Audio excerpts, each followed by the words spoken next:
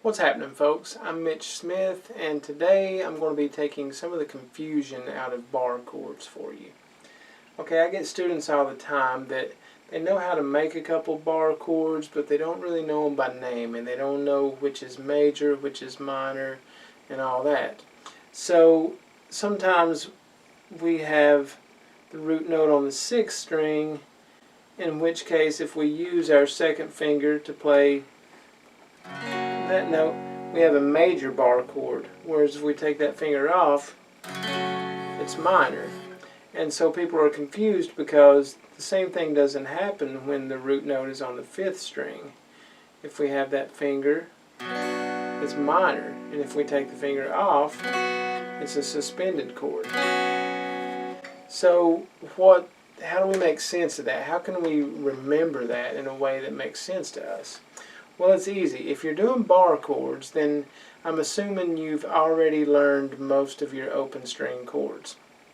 At least E minor, E major, A minor, and hopefully A major. Okay, so imagine this. Let's make an E minor chord. Most of us learn with those two fingers or those two. But for today's purposes, let's make that with our 3rd and 4th finger. Okay? Now, what if we wanted to move that chord to make it an F minor or even a G minor? Well, we basically are going to use this finger as a capo on the fret that would be G right here. Use those two fingers to make that minor chord. Now I have a G minor. So wherever I put this finger is going to name the chord. Here it's an A minor. Here it's an A flat minor. Here it's a B minor. And so on. So let's make an E major chord. Okay?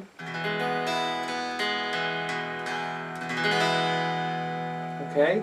But now since we're going to be using this finger as our capo, let's make that E major using our 2nd, 3rd, and 4th fingers, like this.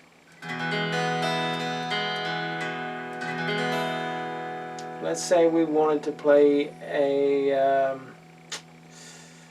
F, just an F chord. Well, if that's E, we're going to come up 1 and use this finger as a capo. Okay? You see the difference in the major and the minor? And you look at it like that, E minor, E major, E minor, E major, we'll just move that. F major, F minor. So, that makes sense, right? So let's move on to the 5th, the 5th string. We're going to put our root note on the 5th string. So let's make an A minor chord, okay? Now, we know that that's just like our E major chord, but for whatever reason, and we know it's that dreaded 2nd string tuning, that chord's minor while this is major. Okay, so again, since we're going to be using our 1st finger as a capo, let's make that minor chord using our 2nd, 3rd, and 4th fingers. So if we wanted to make a B minor, we need to put this on B, use this finger basically as a capo. Then we have a B minor. Now, I find it easier to just go ahead and just cross all the strings. It puts my wrist at a better position and my fingers too. Now, that being said, this is not my root note. It is part of the chord. It can be played and it's going to harmonize fine. But this is still the root note. That's the B. That's still the root note. So we have basically a power chord, the minor 3rd here, that. Okay? Now, how do we make a major bar chord with the root note on the 5th string? Well, let's make an A major.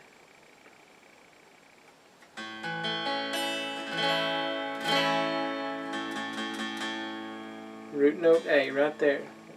So if we needed to make a C major, and we didn't want to use the old standby open string C major, we just move that up. A sharp, B, C.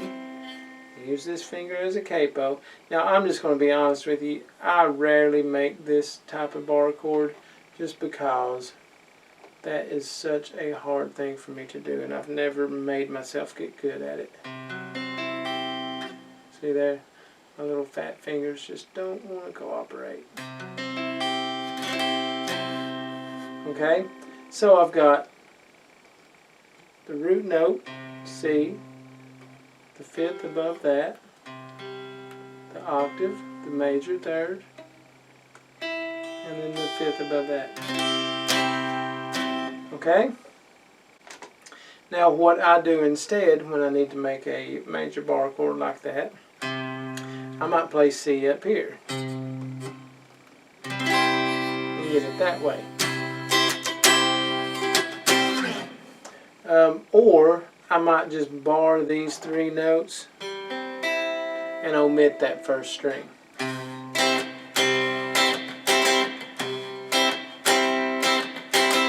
And if you notice my picking, I'm not catching the first string, because if I did, that's not a C major anymore. That's like a C major 6, and that's not what I'm trying to get. But why would we need a C major that way? This is just a little bonus sidebar here. Why would we need a C major that way when we can very easily do this? Okay, well, sometimes in the key of G, we go to C as the 4 chord and then the C minor as the minor 4 chord. It's kind of a replacement for the 5 chord. Check this progression out.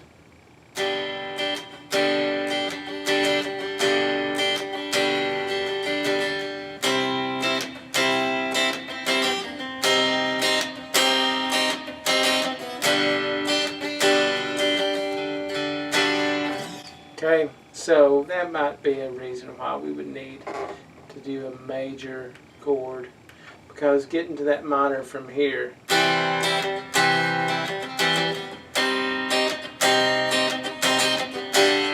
is doable, but it's not quite as smooth as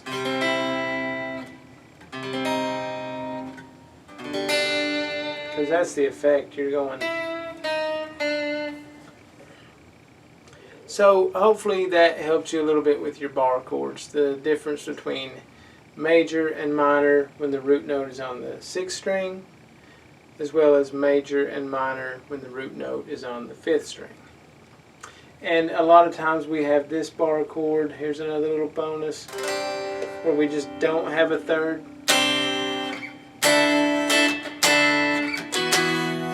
Okay, that is just a suspended, just the same way we have an A suspended.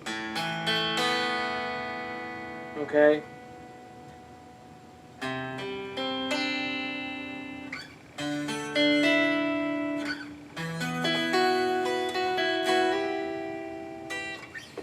Okay, so there you go. For more lessons, check me out at www.rtsm.rocks, and we can hook up some private lessons through Skype or FaceTime.